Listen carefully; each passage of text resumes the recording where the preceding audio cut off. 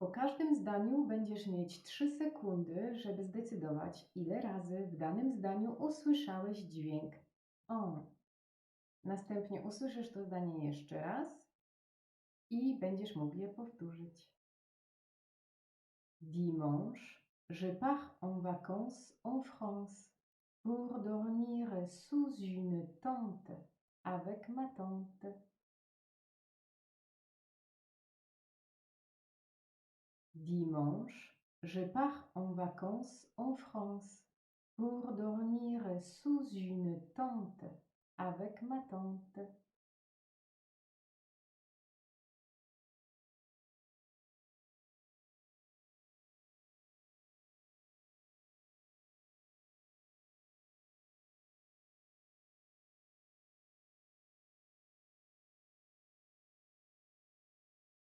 Świetnie. Mam nadzieję, że udało Ci się znaleźć każdy dźwięk on i że teraz będziesz już wiedzieć dokładnie, kiedy i jak go wymówić.